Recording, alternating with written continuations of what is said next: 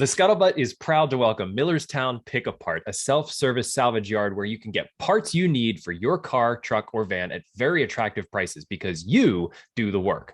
Bring your own wrenches, hammers, screwdrivers, sockets, jacks, drills, or whatever you need, except for torches, to wrestle out the parts you need from the vehicles in the yard.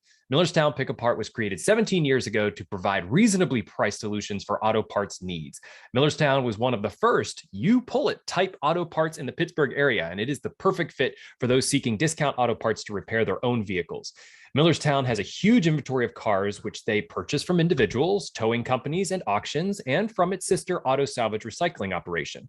For hours, directions, inventory, parts availability, and pricing, you can go to pickapartyard.com. That's PICAPARTYARD, pickapartyard.com, or call 724-224-4777. I feel like we need a jingle for that. 724-224-4777.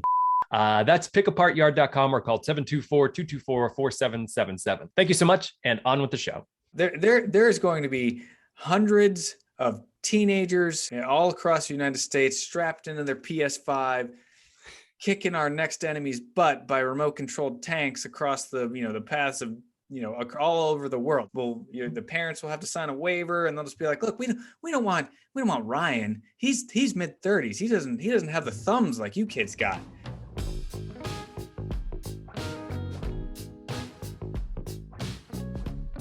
Welcome, everyone, to another episode of The Scuttlebutt. I'm your host, Sean Hall, the Director of Programming with the Veterans Breakfast Club.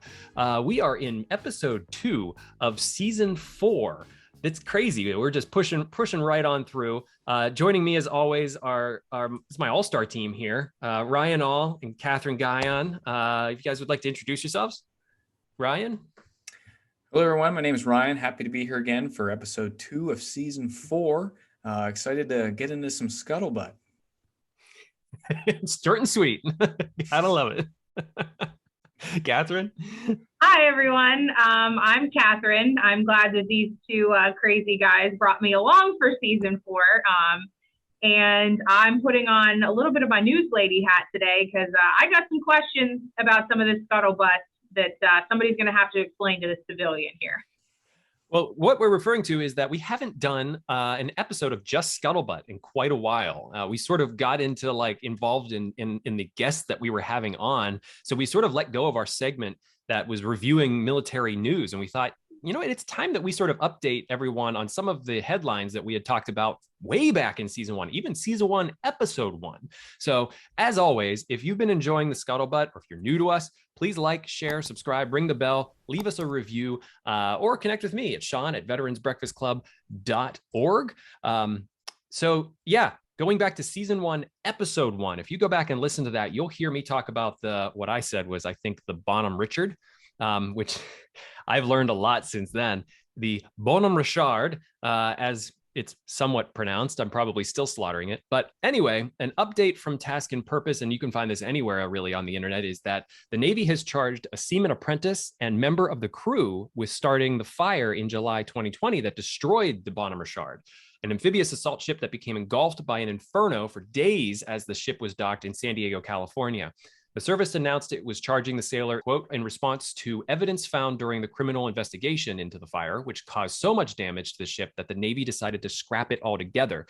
The service concluded in November 2020 that it would take at least 5 years and more than $3 billion to get the ship back up and running. It would have cost more than $1 billion to modify the ship to a different type of vessel, such as a hospital ship. Quote, evidence collected during the investigation is sufficient to direct a preliminary hearing in accordance with due process under the military justice system, said Commander Sean Robertson, a Navy spokesman. The sailor has been charged under the Uniform Code of Military Justice with allegedly violating Article 110, improper hazarding of a vessel, and Article 126, aggravated arson. Fire began in the lower vehicle storage area of the 844-foot ship at around 8:30 a.m. on July 12, 2020, as it sat pierside. Hundreds of Navy and civilian firefighters worked inside the vessel as helicopters flew through Sunday evening and into Monday morning to dump buckets of water on the ship. The blaze was finally extinguished only after a grueling 4-day battle to contain it ended on July 16th. Dozens of sailors and civilians were injured while fighting the firestorm, which reached temperatures of 1,000 degrees. The flight deck of the Bonhomme Richard was receiving upgrades at the time so it could handle a contingent of F-35B aircraft. Chief of Naval Operations Admiral Michael Gilday later said 11 of the ship's 14 decks had been damaged, according to then Defense News reporter David Larder.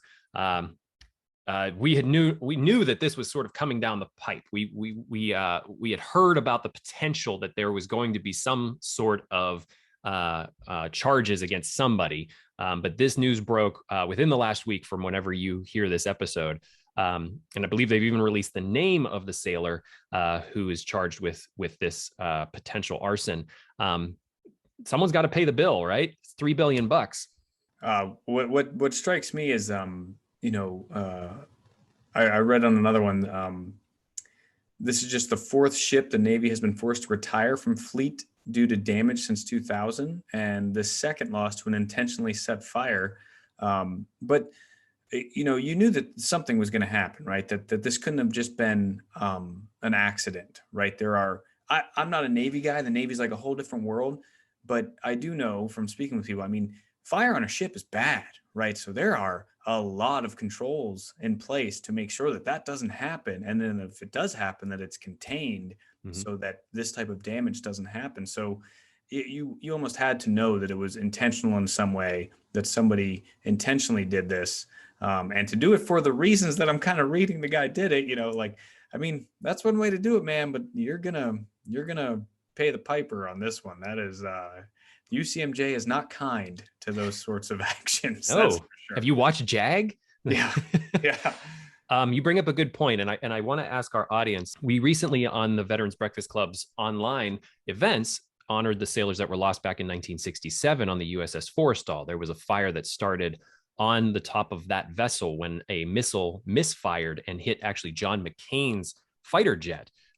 This set off a series of explosions when 1,000-pound, 500-pound bombs were exploding on the deck. 167 lives were lost during that fire, and a lot of things changed for the Navy whenever after that had happened. Now every sailor is trained to fight fires, and on that program, which I ask people, go to our YouTube page. Check out Veterans Breakfast Club on YouTube. Find the USS Forrestal. There's a lot of really great information on there. We had a veteran on from the USS Forrestal that was there during that fire in '67.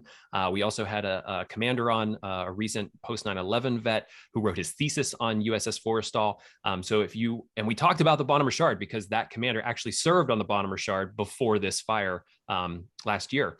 So I asked our audience, check out that interview that the BBC did. It's got a lot of really interesting information about fires on naval vessels, a lot of history about that, and a lot of how things changed since the Forrestal. I just keep wondering, like Brian said, I mean, fire on a ship is bad. There's no question about that. But I mean, the fact that it was docked, I can't help but wondering, like, if this had happened while it was not docked, like in the middle of the sea somewhere, and they hadn't had like the extra civilian firefighters to come in, I just keep thinking about how much worse this potentially could have been, because they had that, extra support from the fire crews, probably like it right there in San Diego. I just can't help thinking about how much worse this could have been. And two, I wonder, I don't know a whole lot about, the military and how it works from like a disciplinary standpoint, but like obviously he's going to face charges within the Navy, but then I wonder, would there be charges like outside of that? Or would it just be like within the Navy decide, like bring up the charges and going through the court system that way? Because I wonder if, since it was docked at a pier, if there, could be other charges, especially since, there were injuries to civilians. That's a great point. And if you're listening, or if Ryan, do you know? I do know there are certain cases where you can kind of be charged both civilly or criminally, but in most cases, because you're a military service member, you do fall under the UCMJ, and that's wherever you go, no matter what you do. And in most cases, especially outside the U.S., that's a protection for the service member as well. That like they can't be, if this were to happen in Thailand, they can't be put in prison in Thailand, right? That they fall under the jurisdiction of the military, but. I think with something as extreme as this, there may be a case, at least maybe even just civilly, that people that, the port or the pier could charge for damages or something like that. But I think that's probably rare, but I'm not a legal expert, but there probably is a case for that. And you bring up a good point, Catherine, before we move on to our next headline, is that it's potential that it would not have been worse out to sea. It probably would have been better because the Bonhomme Richard was docked, actually some of its firefighting systems were turned off. And the fire was way worse because those systems were not operating. There wasn't somebody there to push the button and shut all the doors and contain. They were fighting it for so long because it got out of control, and there wasn't anybody there to really stop it at the onset. Whereas out to sea, they're on call 24 hours a day, 7 days a week to make sure that if anything does go wrong, they're there to stop it.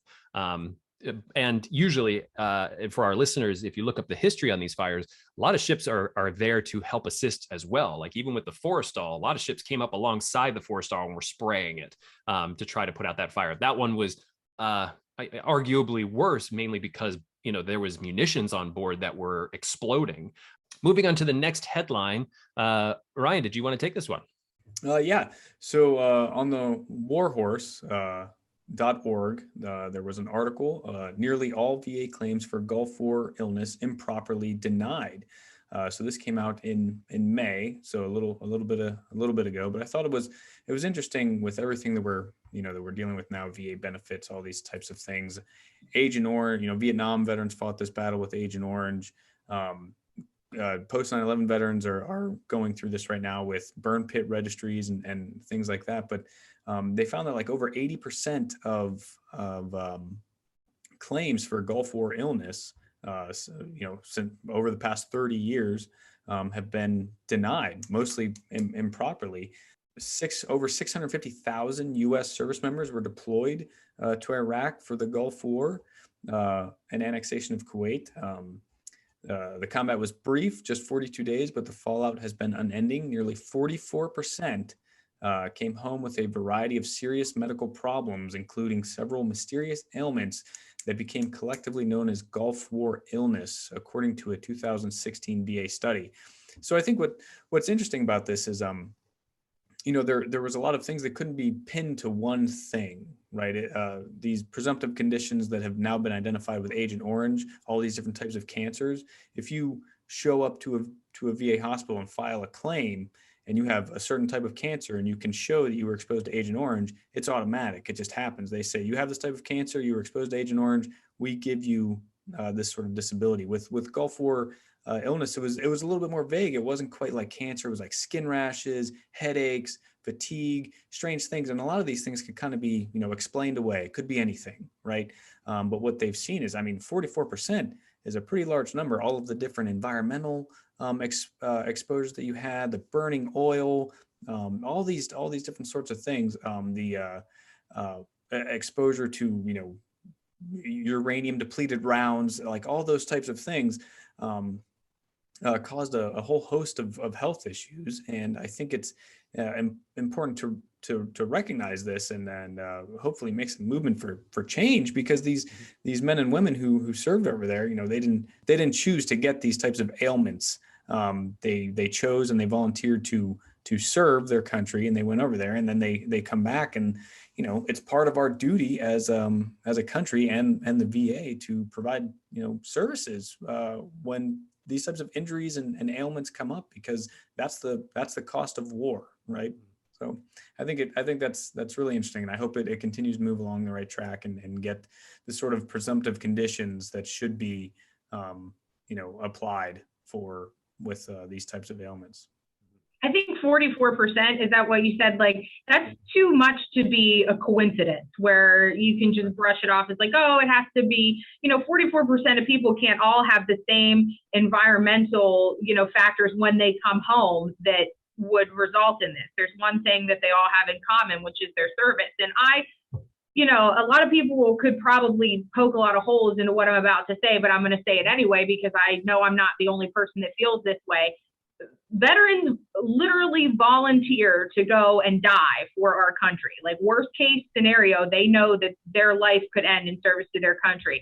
And if they make it home, we should be like rolling out the red carpet for them. They need VA benefits. They need housing. They need food. They need help with their families. Like, anything that they need, the government or whoever should find a way to get it to them. And I know there are so many nonprofits, especially here in like the Ohio Valley where I work, so many organizations that fight every day to get these veterans what they need. But the fact that it seems like they're trying to be like, oh no, this is just a coincidence, we're not going to help you out, I find it appalling. Like they should get whatever they need, no questions asked, really. Yeah, and the really sad part of it, I mean, it's been 30 years since the Gulf War, right? And with a lot of these Vietnam vets and their exposure to Agent Orange, many of them died before they got any sort of benefits. And that's, that could very likely happen to, some of these Gulf War veterans, right? They will die before they get any actual real relief or compensation for something that was related to their service.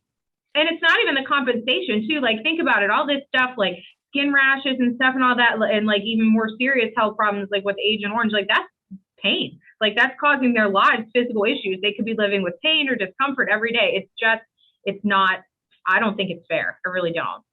Yeah, I agree with that. And it's interesting hearing veterans talk about the VA over the last year. In some circles, I hear a lot of praise for the VA. The VA's changed a lot since Vietnam. They weren't prepared for the veterans coming back, what they were dealing with, that they have changed a lot over the last 3-4 decades and have gotten a lot better. But in some instances like this with Gulf War illness or with the burn pits, which we'll hear about shortly, those are still things that they're still getting research on, or they're still trying to understand, or they're still trying to figure out like what are our responsibilities. There's a lot of bureaucracy, that horrible word, that sort of gums up the works as someone comes back and says, hey, I'm dealing with this, it's because of this, and they can say, is it? I don't know, Ryan, I ask you to speak to that a bit, and like why this relationship between the VA and the veterans and how that has shifted over the last 4 decades.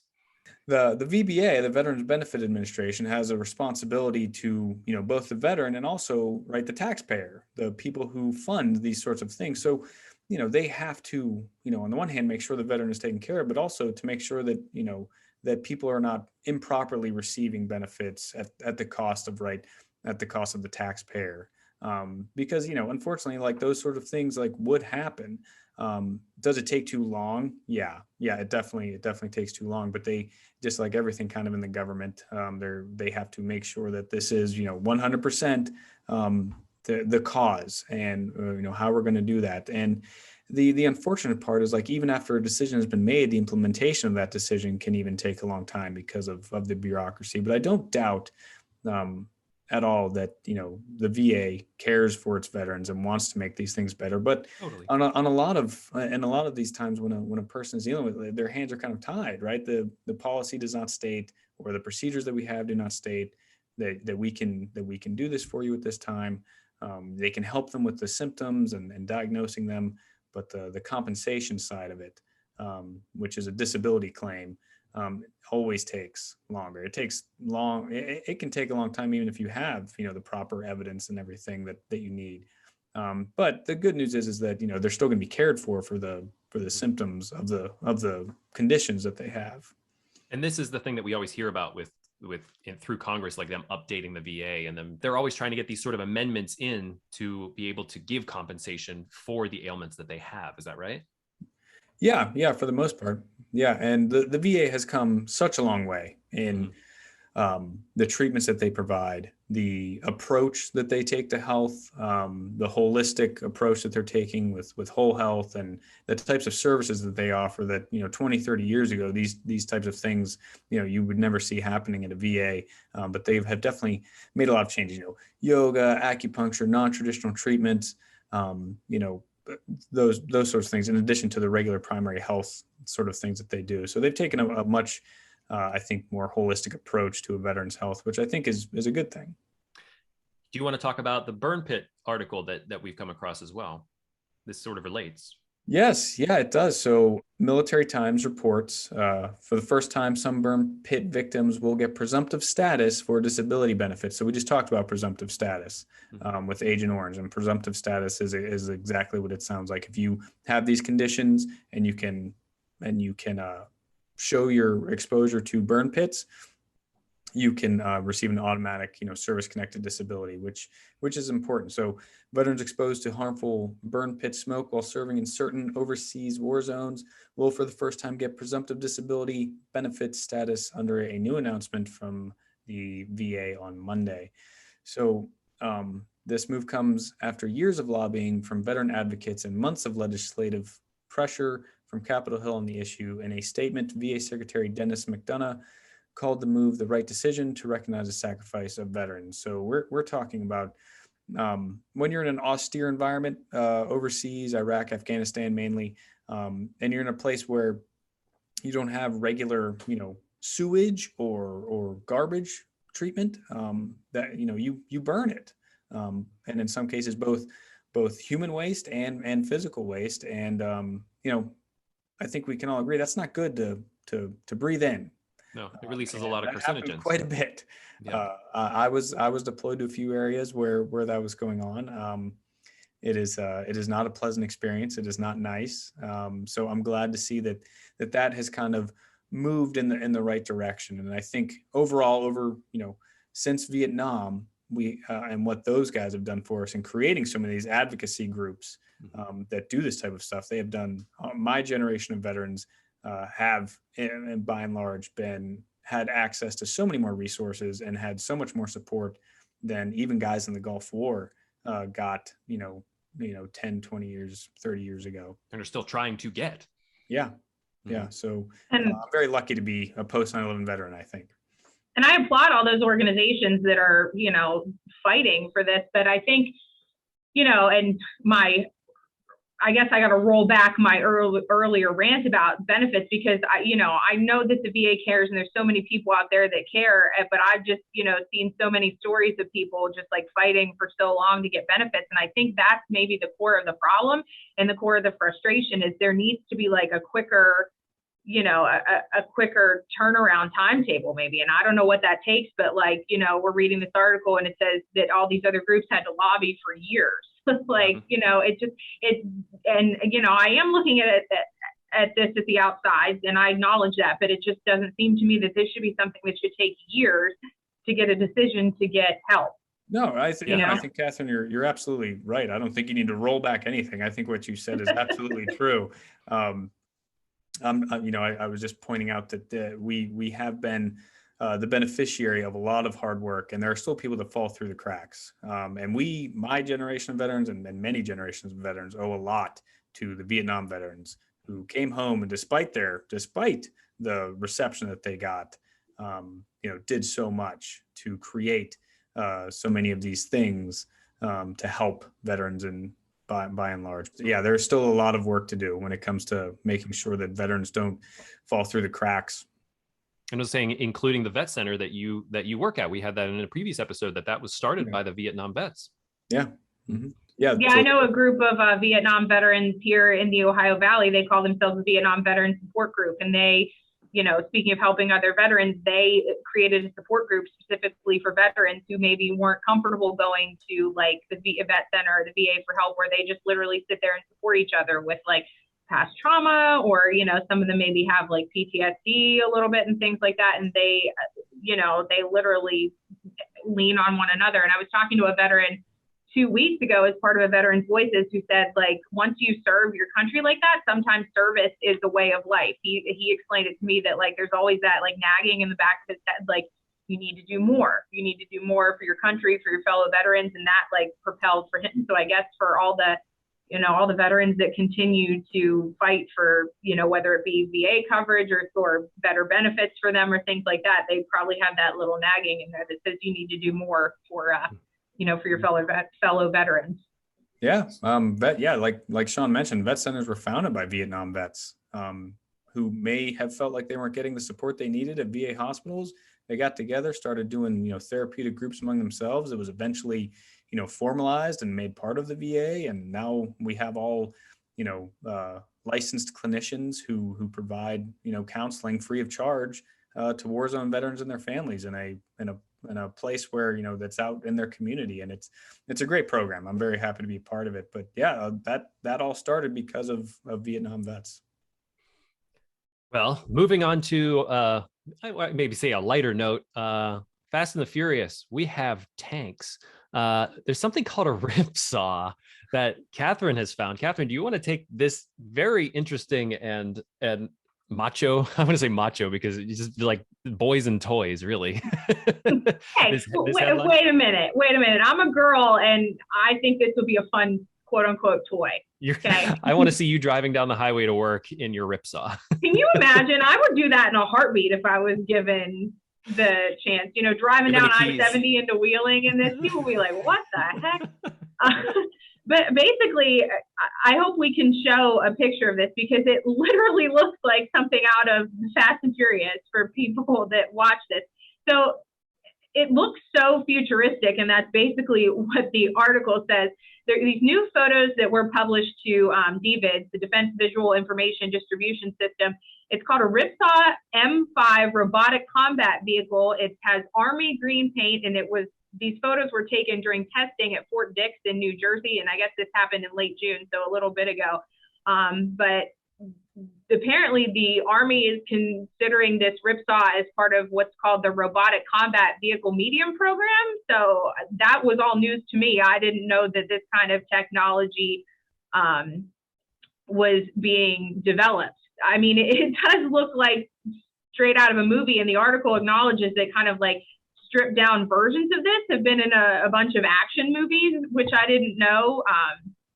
G.I. Joe Retaliation, which according to this article didn't get rave reviews, and Fast and Furious 8 for those of you who are a fan of the franchise. So like I mean, I can see the practical purpose of this, and I don't 100% understand how it works. I'm sure somebody has to drive it somewhere, but like I just the fact of seeing this kind of roll down, the road somewhere is a little bit comical. And this is like a mini version of a tank. These things fly, and you see it in the Fast and the Furious movie, and it's like blowing through icebergs and stuff like that. This thing's maneuverable. So who knows if we'll ever go back to some level of ground war? But if you have something as maneuverable and quick as this, I think you have the upper hand in a way, Ryan. There is going to be hundreds of teenagers, right, in all across the United States, strapped into their PS5, kicking our next enemy's butt by remote-controlled tanks across the paths of all over the world. They're just gonna be controlling. We're just gonna hire them on there. We're gonna be like, look, kid, we'll pay for your college, and the parents will have to sign a waiver, and they'll just be like, look, we don't want Ryan. He's mid-30s. He doesn't have the thumbs like you kids got. Right? Get these kids on the PS5 and go win us a war. They're just gonna be airdropping these things. They're gonna airmail this stuff to our enemy next day, and it's just gonna drop out. They're gonna land, and kid's gonna fire up his PS5 and start rolling back our next enemy. It's not even gonna. We should have bought stock in PlayStation. We should get Sony as a sponsor of the. Well, this kind of reminds me of, have you guys heard of like the esports movement that's going on now, where like there's this whole like esports thing where it's basically like competitive video gaming. We did talk about that on the Scuttlebutt. Yeah, and you see these competition rooms, right? And there's all these, like most of them are teens that are really into it and young adults. So they're all in this room with like all these monitors everywhere. And Brian, when you said that, I just had this like vision of some future like Army command room where it's like this giant wall of big HD TVs, and everybody's just there in uniform with those big like head controller on with the microphones, and they're just like Fast and Furious on their thumb. Yeah, like controlling a whole fleet of robotic tanks like in some other country. They're gonna have to take breaks to hand out juice boxes and orange slices at these command posts, because that's who's gonna be winning these wars, right? They're gonna be just kids who have just been playing video games their whole life, just destroying the next enemies of the United States. So watch out, because and not to be outdone, the Navy has also, they have invented something. If we ever do get back to some level of ground war, which we A Navy engineer has developed a new non-lethal device designed to render targets incapable of speech by turning their own voice against them, according to a new patent application. This is reported by Task and Purpose. Invented by Christopher A. Brown of the Naval Surface Warfare Center, the so-called Acoustic Hailing and Disruption, AHAD, I guess, system is elegant in its simplicity. We'll pop up a picture of this. The device records incoming voices, amplifies them, and plays them back in two distinct sounds, one nearly simultaneously with the original speech and one on an ever so slight delay. The result is what's called delayed auditory feedback, which refers to the delay between speech and hearing one's own voice. Normally, the human body is used to the phenomenon, but when deployed at the right interval by the device, the delayed auditory feedback, quote, alters the speaker's normal perception of their own voice and confuses the speaker, not unlike, say, the disorienting experience of trying to talk over the phone while someone else is trying to talk to you. I mean, I think we've all experienced this now with Zoom. Well, they've patented this with the Navy now. Though, Catherine, you've had some experience with something similar to this in the newsroom, right? Yeah. So let me fully acknowledge that news anchor and military weapons have absolutely nothing to do with each other, but I know what that's like to hear your voice back constantly. So in the news, we wear a little earpiece. It's molded to imagine the size of the inside of your ear. It's called an IFB, which stands for internal feedback, right? So that's what, when we're on the news, we can hear other stories and other reporters, but the downfall of it is you also hear yourself. So if I'm in the studio, I'm hearing myself in real time. So it's not a big deal. But if I'm out in the field, away from the studio, sometimes there's a delay.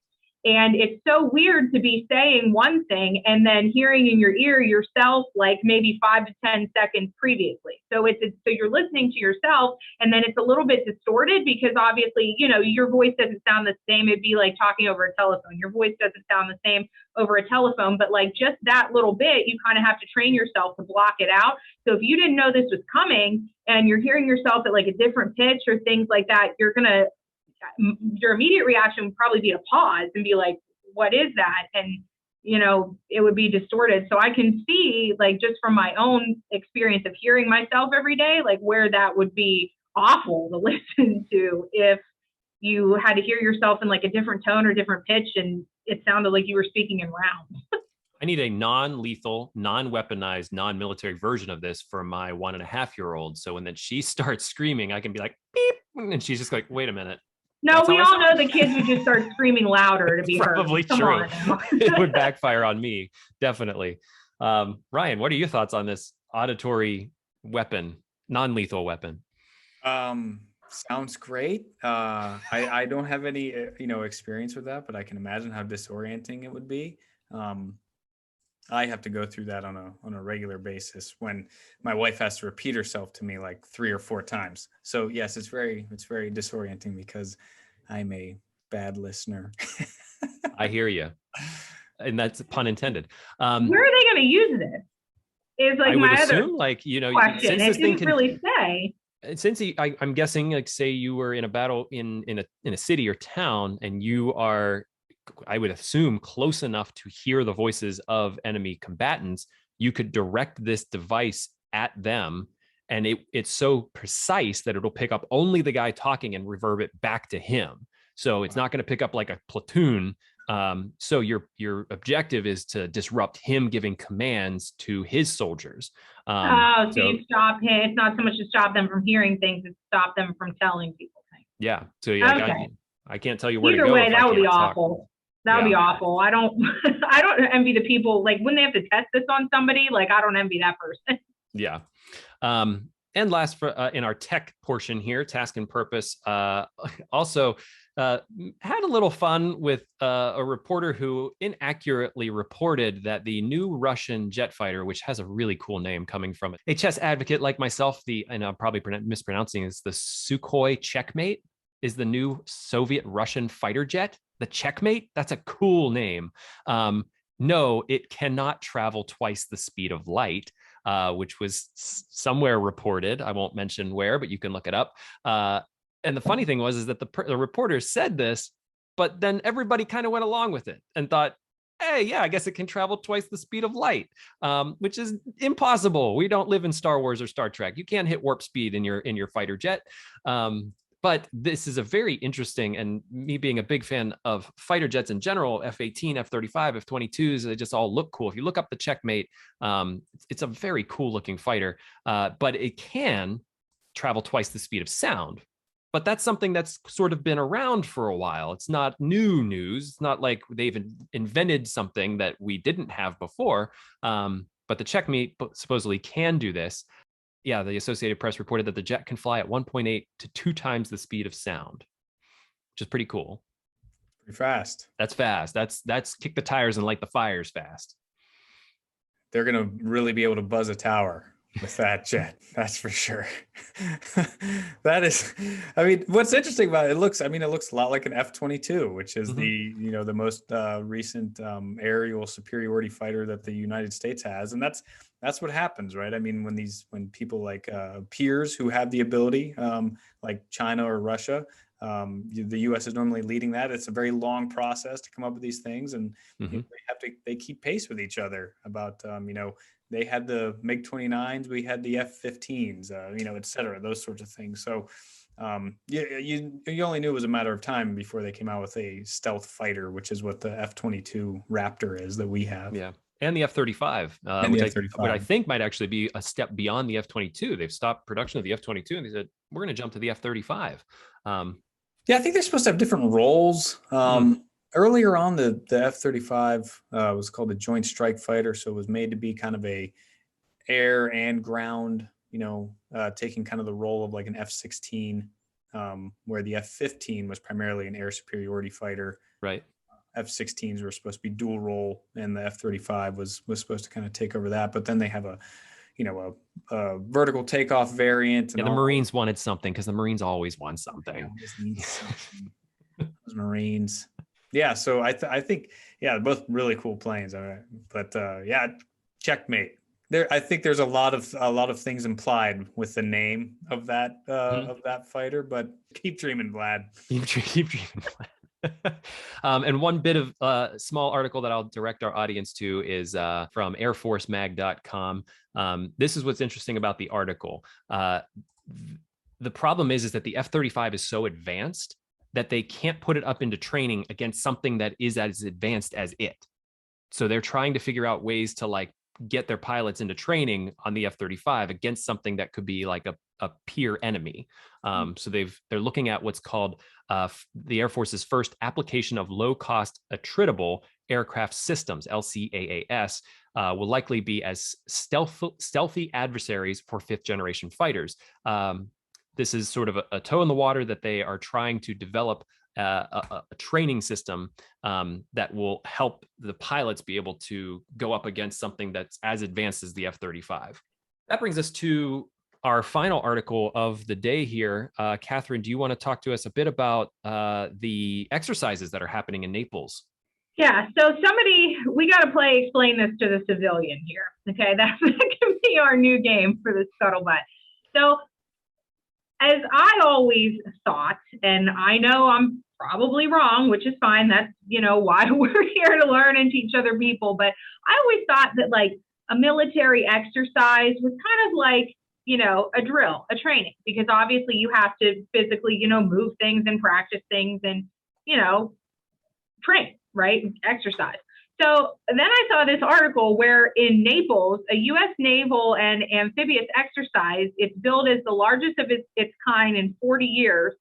It's a globe-spanning effort, and then, they say it aims to send a message to Russia and China. But so I thought, exercises were just for our own purposes, but now we're, sending a message to Russia and China by doing this large scale exercise. They say it's similar to, Cold War exercises, but I mean, I thought exercises were supposed to be just like a drill kind of a thing, but now are we warning other countries with this? What, am I wrong in my definition of what a military exercise was? I think, you hit the nail on the head there. I mean, the exercise is an attempt to train. I think what they're talking about here, these exercises always have like political implications, especially when they happen like close to other people. So it may be sending a message to them, but that's not its direct influence. It's to train to be able to do those things. You have to imagine like that exercise happening. Like we have spent the last 20 plus years in a counterinsurgency sort of fight, right down on the ground in Iraq, Afghanistan, Central Africa, those sorts of places, like doing things differently. And over the past few years, the military has been making this change from counterinsurgency and this nation building type of thing to like, what if we were to fight someone who was near to us in power? We call them near peers. So we haven't practiced that in a long time. And 20 years of doing counterinsurgency is a long time. You could have joined in the military and retired before you ever had to do anything other than counterinsurgency, right? So we have to kind of retrain ourselves to this type of near peer fight. And the amount of just logistics and communications that it would take to do this sort of thing, to answer a threat in Europe and then also East Asia or something like that is something that obviously they're trying to practice here. And I think a secondary effect is that, I guess it does send a message to them, but I think its primary objective is to make sure that we can do it, to do the training, to try to do something like this, and then to go back and find out where we messed up and where we could get better, to make sure that we can do that sort of thing. But it sounds big. Yeah, I mean, I was looking at this too. I should have included it in my initial question about it, but 17 time zones, 36 ships, 50 virtual units, military, civilian, and contract personnel. I mean, it's massive. It sounds like, and I guess maybe for me, like having never been in the military, like my mind scope wasn't thinking that big. I was, thinking like a smaller exercise, but I mean, I guess that would make sense because, if we ever actually had to respond to something like that, how would we know what to do if we didn't practice? I guess it's like with any other job, you got to practice what you're doing, What I find really interesting is that in the article, like these sort of exercises usually have something cool, like a name like Operation Sabretooth, right? We're going to practice, something like that. Like we're going to practice, what if a war broke out in Scandinavia? How would we do that, right? It's always has this one in the article is just called Large Scale Exercise 2021.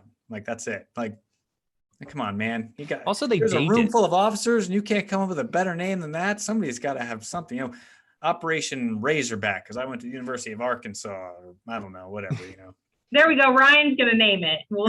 Yeah. But it's also like they're dating it like the Olympics, like, large scale exercise 2021, that's so we have like, we know whenever this happened. I mean, this involves 6 Naval and Marine Corps component commands, 5 U.S. fleets, and 3 Marine Expeditionary Forces. Coordinating all of that across, 17 different time zones is a huge undertaking. And I think of it as like less of like sending a message as much as it is like, hey, in case you forgot, we're here. We kind of know what we're doing, or we know how to engage in these other ways as well. Like, we've been involved in this over here for some time, but we also have this, and in case you want to get rowdy. That's sort of my take on it. I obviously fear any sort of large engagement and hope that we don't have to go towards any bit of that. But I do appreciate, I guess, that the military is willing to go out there and say, hey, we have these capabilities and we know how to use them. I think that's sort of the message. And even in the article, I think it says, China, Russia, they might even completely ignore and don't even know that this happened. But it's good to know that people are out there making sure all these systems are running and in sync, because should the proverbial crap hit the fan, we want guys that know what they're doing in charge.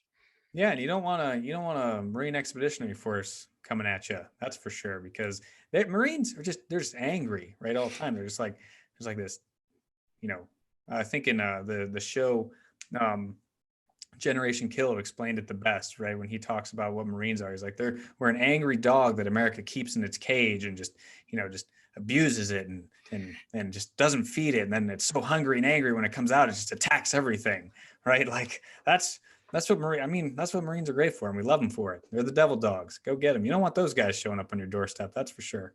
I do want to make mention of one more article that I just want to direct our audience to.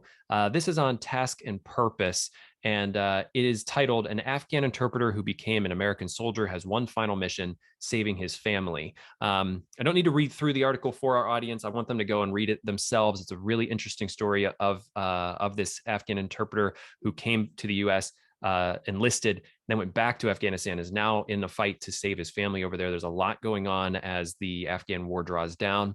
And we will be talking about interpreters later on in this season.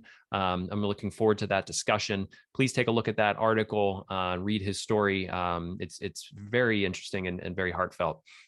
And I guess as a bonus article, Ryan, you came across a TikTok that was pretty funny.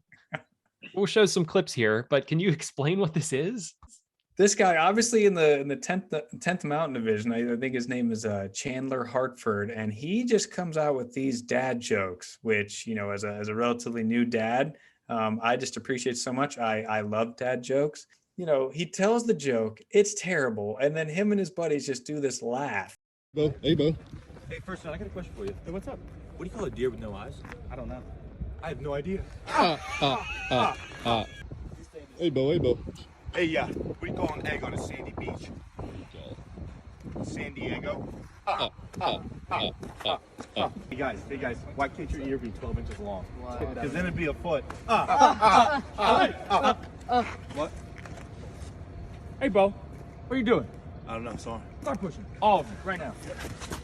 See, it's funny. Hey, you sign this? I think we need to give an ode to the dad joke, because I feel like this is a category of humor that is vastly underappreciated.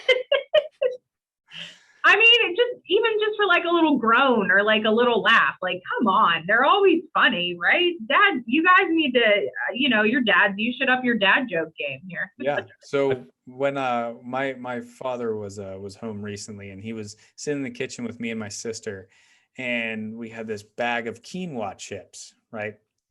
And my dad takes one out, and me and my sister are saying, he goes, "What's a quinoa chip?" And me and my sister just immediately go, "It's a chip made out of quinoa." And I'm like, that's the life cycle of a dad joke, right? It's come all the way back, but now we're getting him with them, right? I mean, my dad existed on dad jokes. It was like his whole thing.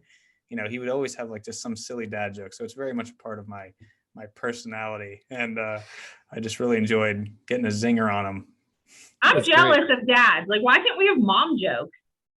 Because moms are great at everything. That's true. Yeah, but why can't we be funny too? Dad jokes are inherently not funny. That's what makes them funny. I think they're funny.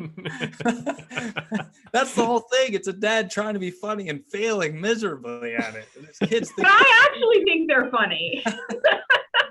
You're one of the few, the proud. I don't know what that says about me, but Well, thank you to our audience for joining us for another Scuttlebutt. It was all about the Scuttlebutt. If you come across any articles or headlines that you would like us to report on, please send them on to us. We will be happy to talk about them here on the podcast. Thank you guys for a fun episode. We got to plan another couple of these. Thanks for having us. I always enjoy the Scuttlebutt.